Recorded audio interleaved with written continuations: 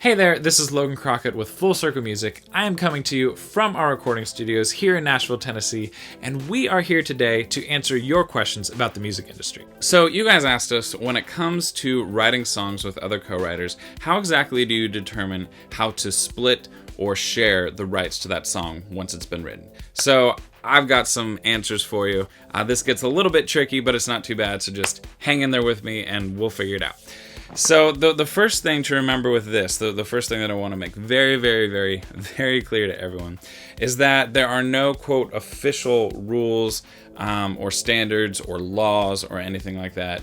This is definitely a case in the music industry where it's totally negotiable. If you're in a certain situation and it makes sense to negotiate a songwriting split very heavily towards one person and very light towards another person, you have full reign and ability to do that. The biggest thing to remember when it comes to figuring out splits for songs is just that you want to be clearly communicating that with any co-writers on the front end.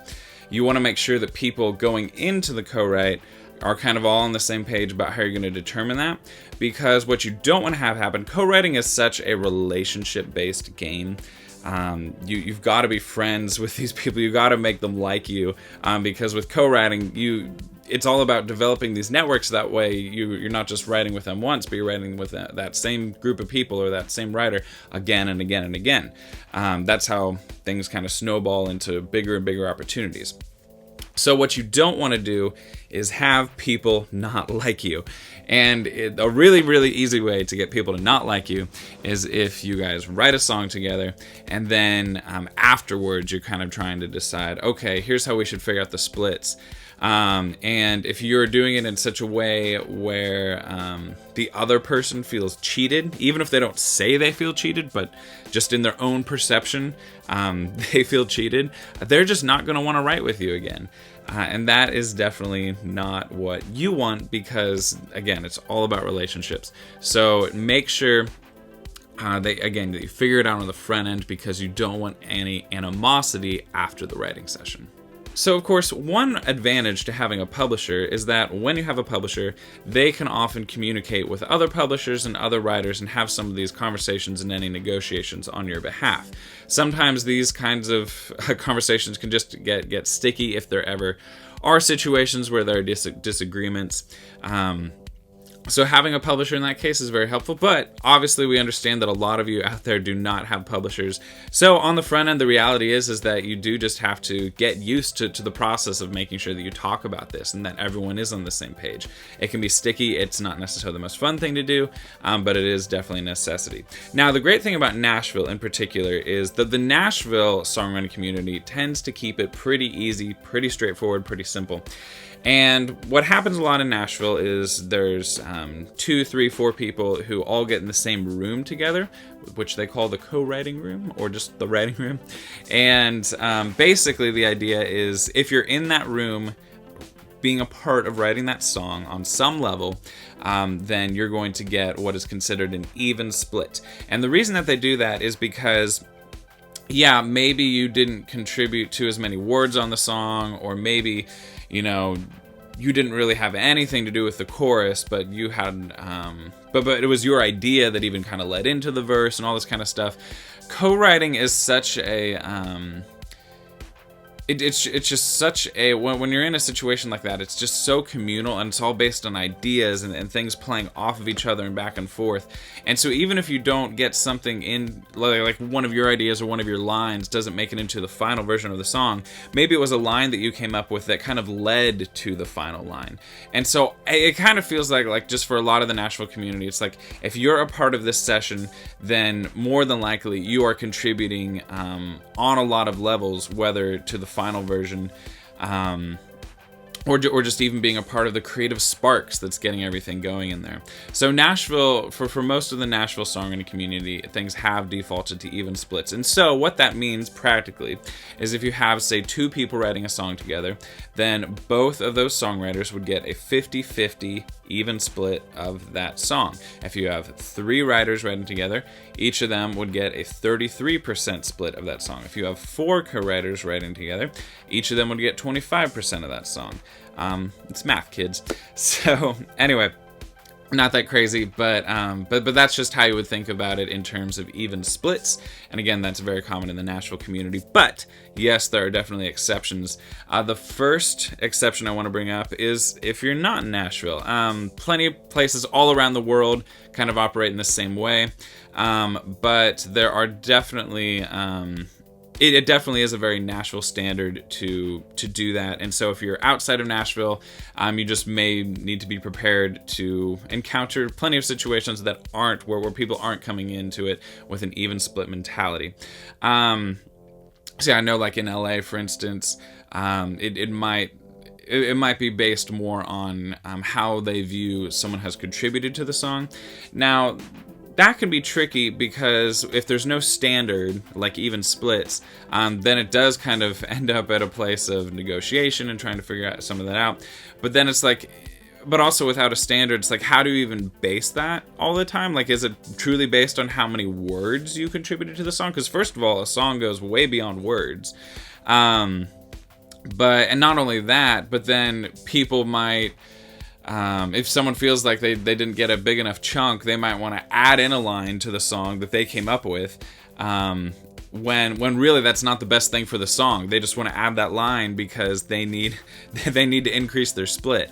So ultimately with a co-write, you want to be serving the song, and so sometimes that kind of mentality can cause you to not serve the song as well.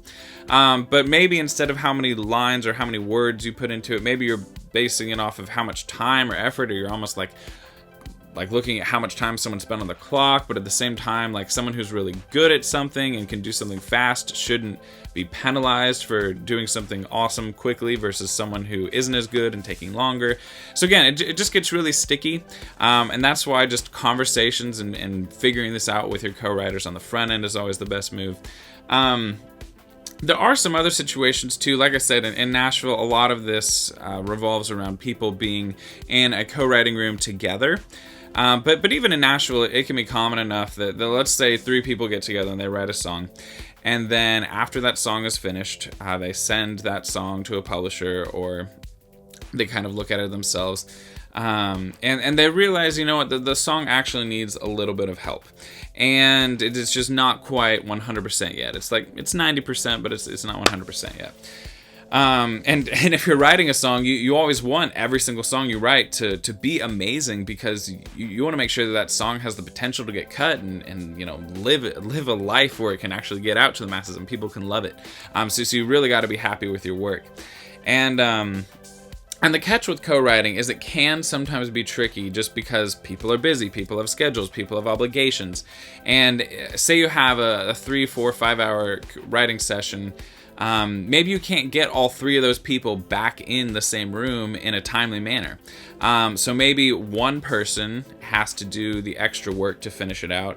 In that case, it might make sense for that one person to get a slightly higher split. Another option is sometimes a publisher might specifically say, oh, you know, this song is great, but man, just lyrically, like, I'm not feeling it in this section.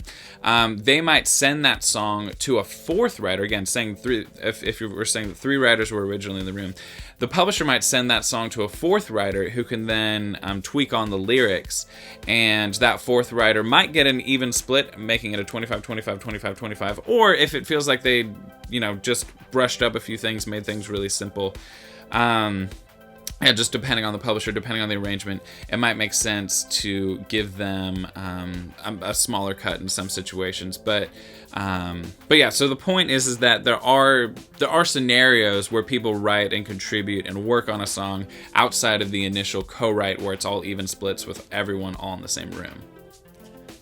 Now, new writers might have some mixed feelings on this, and that's totally understandable because it's just one of the realities of life and business and negotiation sometimes. But when you're a new writer, one of the biggest challenges that new writers have is getting in the co-writing room with other huge Nashville pros. It can be tricky. Or getting in the room with a really big artist. And the reality is that sometimes, and not all the time, and I'm not encouraging this at all, I'm just saying that this is what happens sometimes. Sometimes to get in the room with someone who's, quote, a big deal, it may make sense to offer or go in with a situation where they're getting a larger cut of the song, a larger percentage of the song. And the reason why that is I mean, a lot of times, you know, songwriters, artists, publishers, they do want to protect their bottom line. I mean, at the end of the day, the music business is a business. And especially like if it means going from, if you think about it, going from three people writing a song together to 4 people writing a song together, that eats into everyone's percentage that they make on the song. And so there might be some scenarios where, hey, if you can join a group of 3 and have a very, very tiny cut or something like that, in some cases, people might be more open to you writing because they know that it won't take a bigger percentage. Or, yeah, if it's a big artist or a really big songwriter or something like that, if you offer to take a smaller cut, they might be more open because it means that they literally have less risk going into a write like that with a new writer. As much as possible, you know, we love even splits, but there definitely have been situations, and sometimes it's not like the artist's fault or the songwriter's fault. Again, with everything being a business, there's bottom lines to protect, and so sometimes maybe like an artist is totally into the song and they want to write with you, but the publisher or someone else on their end, maybe manager or something like that, kind of forces the situation where they're like, they can only do this right if the percentages are this much. So all that to say is like oftentimes a songwriter or an artist might not be, quote, the bad guy, and not that a manager or a publisher would either. Again, these are all just scenarios, these are realities of businesses, and these are just things that happen sometimes that I want to make you aware of. So hopefully that helps shed some light on how to think about splitting up the rights to songs or when you're writing songs with other people. At FCM, I do want to reiterate, we do, as much as possible, always recommend using the Nashville even splits method. You really want to make sure that people don't have hurt feelings on the back end. That's the biggest way to damage relationships in the music industry, and that is not what you want. But again, the primary point of everything is just before you get into that room, just make sure that everyone is on the same page.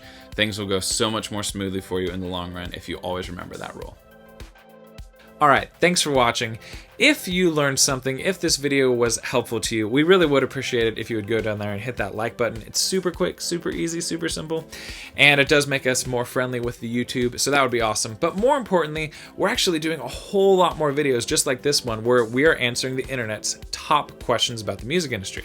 And so if you aren't subscribed to our channel and it sounds like you would love to hear our answers to some other questions, then please subscribe so that way you don't miss those. Also, speaking of questions, if you have any more questions, maybe there was something you weren't sure about regarding this video, or you're wondering about a completely different topic in the music industry, go ahead, go down to that comment section and write your question and let us know what's up, and we would be happy to get back to you and answer that, or maybe even make a future video about it. The last thing that I want to let you know is that at Full Circle Music, our team has created an awesome resource for you, totally free, and it's just a free mini training class that teaches you exactly what to do if you really want to have a career in the music industry. So if you would like to check out that free class, and again, it's totally for free, you can click right over here, and if you click on that button, then you should get immediate access to that class, and that would be really cool. Or if you would rather go and check out another video that answers a top question about the music industry, you can do that by clicking right up there.